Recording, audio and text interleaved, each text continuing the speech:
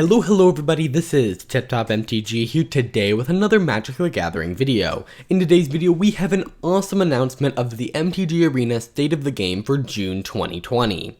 For those of you who don't know what the State of the Game is, basically it's what they tell you what is happening in this month's update and give you a little bit of a look ahead at kind of the road ahead.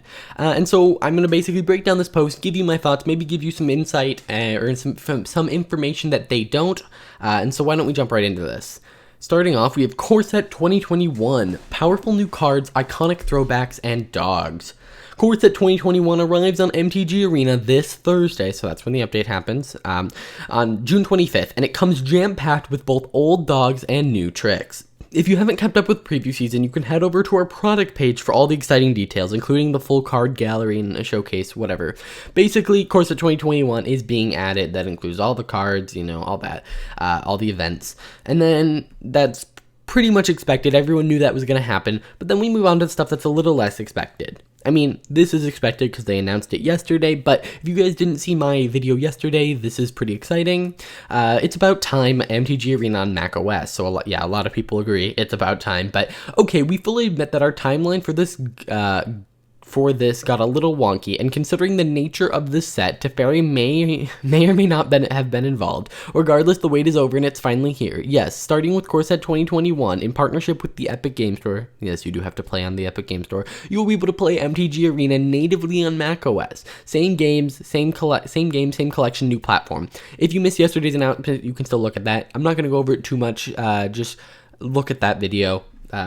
They revealed a couple more things. Now, here's, I think, something really exciting. Now, if you were to go to Wizards of the Coast, and especially Magic the Gathering Arena's Twitter page, you would notice that almost every single comment is, hey, 24 rares, not 24 rares, but 24 copies of rares are kind of useless from Core Set 2021 for a lot of people, because they reprinted the Triomes, and they also reprinted the Fabled Passage. And so people are like, well, these are rares are kind of useless if I already have a playset. And so I think that what they're about to talk about, and I know what they're about to talk about, is a very good step. So they said, speaking of Core Set 2021, in addition to familiar faces, there's also a lot of returning places. We know this has become quite the talking point in our community, particularly with lands, so without further ado, here's our plan. If you've collected a playset of fully reprinted cards, we will be adjusting the rate in which you receive these cards in store boosters. We're defining full reprints as cards that share both the name and artwork of the card that already exists in MTG Arena. So the temples from the last core set, they have the same art, so they count as the same card as the one from Core Set 2021. So if you already have 4 Temples of Malice or whatever, it will be considered, you have a full set of reprints of that card. So it's a full reprint. Or like you have a full collection of that card. You will only receive copies of fully reprinted cards from a pack after you received playsets of all other rares or mythics. So it kind of works similar to a banned card. You cannot open a banned card from a pack unless it's the only rare or mythic in the they do it for uncommons and commons too, but unless it's the only, rare or mythic that you don't have a full playset up from the set. And so it'll work the same way. If you have 4 of these temples, you will not receive them until you get all of them, all of the other rares and mythics, which is a pretty good move. I think it's a smart idea because some people do like to collect every single card from every single set. So by saying you can't get it from booster packs, I feel like that would have been a bad idea. I think this works out really well. It says if you already own a playset, 4 copies of a card that is fully reprinted, you will only receive further copies of the cards from store boosters if you already own playsets of all the other rares. So that's pretty good. It's the same thing they do if the card is banned in standard. The game will check against your entire collection. So if you own 3 copies of Fabled Passage from Throne of Eldraine and open a 4th in Core Set 2021, you will no longer open Fabled Passage from Core Set 2021 boosters until you've gotten all the other rares. So, yeah, that's pretty exciting. This does not change Limited. Obviously, they're not going to, change what packs you get in a player draft or even a bot draft based on, this. So just keep that in mind. The change only applies to fully reprinted rares or mythics. They will not do this in the future for commons or uncommons. So if they reprint Opt with the same art, which they are, you can still get 4 copies of Opt. I don't think there was really anyone complaining about that. And then Core Set 2021 cards that are also available in Jumpstart are treated as being part of Core Set 2021 for anything that affects distribution rate or duplicate protection. So it's not like, say they have opt-in Jumpstart, you will not, that does not count as a card from Jumpstart, it counts as a card from Core Set 2021. Our goal with this change is to ensure that players who want to collect all the cards in the set still can, while also allowing us to prioritize new cards over those that are effectively duplicate rares or mythic rares. We're all in agreement that we should handle these kinds of reprints at rare and mythic rares differently than others. We didn't say anything before this because we wanted to ensure our solution was in place first. Now that you know these changes will go live on Thursday, we're happy to share this information with you. Keep in mind that if a card is reprinted that features new artwork, we will not be adjusting the distribution rate even if you completed a full playset. I agree, this is a good move because some people want to collect the new art, and saying you have to spend wildcards or collect the rest of the set is ridiculous. All other duplicate protection rules still apply, so if you completed a full playset of fully reprinted rare mythic cards, then you will receive gems according to its rarity. Yeah. Alright, now they want to talk about Jumpstart on Arena. This is coming next month, so not this month. But Jumpstart will be arriving on MTG Arena as part of our July 16th game update. So that's pretty early in the month compared to this one, which is going to be June 25th. And we plan to go over exactly how we're implementing this new play experience as we get closer to that date. However, to clear up some confusion, alleviate a few concerns, and answer a handful of burgeoning questions, we want to devote some of our time today to go over the larger details. So the Jumpstart play experience on MTG Arena will be part of a limited event similar to Draft or Sealed using themed boosters and will include over 500 cards. So, like most people expected, it will be an event. In addition to Jumpstart theme boosters that are only available as part of the event, so you will not be able to buy a Jumpstart theme booster, you will only be able to get them as part of the event. You can also craft the individual cards for Historic using wild cards. This will include 37 new cards that are new to both Tabletop and Digital Magic. That'll be exciting for Historic, and a lot of them are legendary, so that'll be exciting for Historic Brawl. All of the cards included in Jumpstart will be playable in Historic, which means over 300 new cards specifically for the format. So that's pretty cool. As such, we swapped out 20 of the reprinted cards because of either their power or gameplay concerns, or because they technically couldn't do it at this time. And they've also included the Jumpstart basic lands, which you will not have access to for free. You will have to open them from boosters.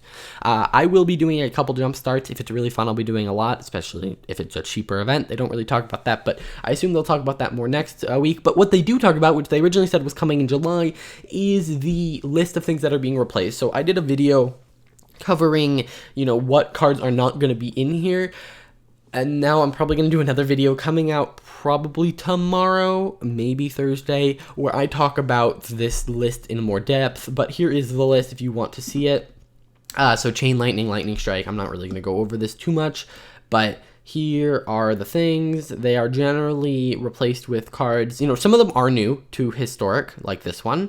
But some of them are also not new, will not be new to Historic. For instance, Banishing Light. So, there are some new cards, some not new cards. So keep an eye out for that.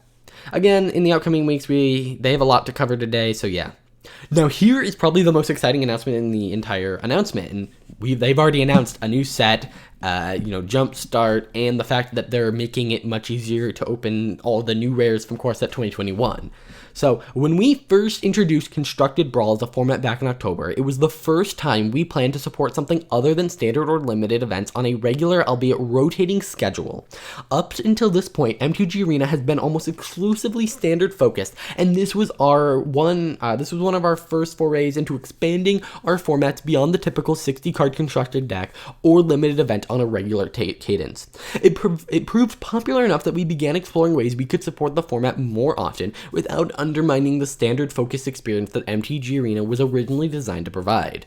We had to make certain assumptions using the data that we had based on player behavior up until that point, which we initially charged an entry fee for Brawl-A-Days and the subsequent BRAWLERS GUILDHALL event. This was met with massive backlash, although they said the numbers still supported it, so they were going to continue. Well, as COVID-19 changed the daily lives of many of us, one of our initiatives was to offer more ways to play Magic from the comfort and safety of our homes. One of the ways we did this was by removing the entry fee for March Guildhall, then April, and then May, and then June also. And as it turns out, we having supported Brawlers Guildhall without an entry fee for several months now, a lot of our concerns over having a permanent Brawl queue never really manifested. Brawl continues to be a popular, sometimes food for most of our players who enjoy playing it between drafts or constructive formats, and I agree. Their argument behind let's charge an entry fee is we want people to still play Standard. We don't want people to just play Brawl and Arena, and I think, at first I was like, yeah, I might switch over to doing just Brawl, but then after it became this thing that's always there, it became, oh, I'm going to play Brawl occasionally. It wasn't this, I'm going to always play Brawl. And so, by doing this limited time event to say, hey, Brawl is free, they realized that their fears weren't really going to happen. So, I think you can probably tell where this is going. So, starting on July 1st, the Brawlers Guildhall event will be no more. Instead, Wednesday Brawl will just become Brawl. All day, every day, no entry fee. Earn daily wins and quest progress, no takesies backsies. It will be a queue alongside play, standard ranked, etc. starting in July and into the foreseeable future. So it'll be Historic Guildhall, Brawlers Guildhall, until the end of the month when Brawlers Guildhall ends. And then starting July 1st, I assume, it'll just be a Brawl queue, which I think is really good. It also, they're going to talk about rotation here in a little bit, but there's a lot of confusion of, Paper Brawl and Arena Brawl are different, for instance, because Brawlers Guildhall kept adding new cards to Standard Brawl. And so you will no longer get that free new card every month since they've been doing this. And I think the reason they're doing this is because they can't go back to charging. They can't be like, oh, sorry, there's no good time to say, hey, we're going back to charging. So they're just going to get rid of the free card everyone's getting. And I think that's good because I feel like a lot of people were pressured to build Brawl decks just to get that one win and get the free card. But yeah, I don't know. I think it's fine. This announcement is exciting. The ability to play Brawl every day for free for the infinite future is exciting. But they have more to say. And before you ask, let's talk about Historic Brawl. We will continue offering Historic Brawl as part of our rotating events and plan to do so through rotation. We know this is turning out to be a popular format separate from Standard Brawl, so we want to be clear that as to why we're not making any changes between now and then. We want to see what happens. By the time Zendikar Rising rolls around, we'll have supported our always available Brawl queue for some time and want to get a clear picture of what its impact Standard rotation has on the format. Once that resolved, we plan on taking another look at how we plan to support Historic Brawl going forward. You're welcome to keep the conversation going, just bear in mind you shouldn't expect any changes or updates between now and then. For more information on Rotation and Brawl, you can check out our Road to Rotation section below. So basically they're saying, hey, we want to see how rotation affects Historic Brawl before we do anything. And I think that's kind of a fair thing. They're slowly implementing it, and I think by implementing Historic Brawl and Brawl at the same time, that wouldn't work out well. So I think this is probably the right move. Either way, let's talk about rotation. Yes, it's almost that time again. Zendikar Rising is only a few months away, and with it comes standard rotation. As we did last year, we want to ensure everyone is prepared for all the changes this will entail, some of which will go into effect with this week's update. Rotation is always an exciting time for Magic the Gathering players, and we want to make sure that our players know our current timeline and plans to hit the road. So June 25th, so this will happen in the update. Events. They will no longer be doing quick drafts or sealed events for anything rotating out, so it'll only be Throne of Eldraine, Theros Beyond Death, Ikoria, and Core Set 2021. So if you want to draft any of those other sets, you might want to do that now. Individual card rewards. Players will no longer receive ICRs from those sets, which also means it's a lot easier until Zendikar Rising really comes out to get, ICRs for the current sets, because they're knocking out 4 of the sets that you can get ICRs for, so that's really exciting. So those are good events. Those are good, things to do.